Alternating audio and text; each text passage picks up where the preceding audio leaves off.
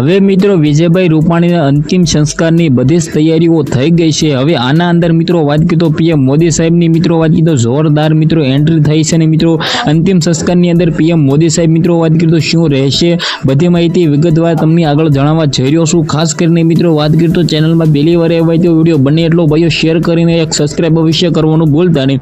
તમને બધા લોકોને ખબર છે કે અમદાવાદના પ્લેન ક્રેશની અંદર જે મિત્રો ગુજરાતના મુખ્યમંત્રી મિત્રો પહેલા રહી શુકલભાઈ વિજયભાઈ રૂપાણીનું અવસાન થયું છે। હવે મિત્રો વાત કરીએ તો તેમના ભાઈ રાજકોટની અંદર ભાઈ આજે 5 વાગ્યે મિત્રો વાત કરીએ તો અંતિમ સંસ્કાર રાખવામાં આવ્યા છે। તો આની અંદર મિત્રો વાત કરી તો જોરદાર રીતે મિત્રો વાત કરીએ તો અંતિમ સંસ્કાર કરવામાં આવશે, જેની અંદર મિત્રો વાત કરીએ તો મને લાગે છે કે ગુજરાતના મુખ્યમંત્રી પણ આવી શકે છે, બાકી ખબર નહીં।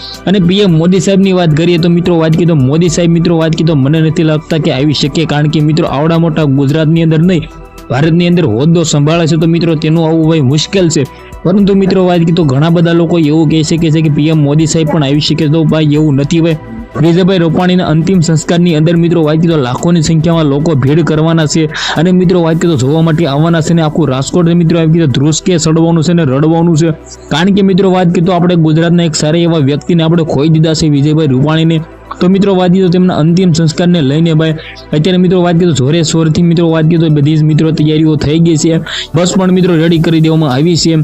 અને મિત્રો વાત કરીએ તો વરસાદ ન આવે તો મિત્રો વાત કરીએ તો આખું રાજકોટ મિત્રો રડશે અને જે રીતે તેમના અંતિમ સંસ્કાર કરવામાં આવશે। તો ખાસ કરીને મિત્રો વાત કરીએ તો ઘણા બધા લોકો એવું કહે છે કે પીએમ મોદી સાહેબ આવશે, તો ભાઈ એવું નથી હોતું। પીએમ મોદી સાહેબ મિત્રો આખું ભારત દેશ સંભાળે છે, તે માટે મિત્રો વાત કરીએ તો તે ન આવી શકે।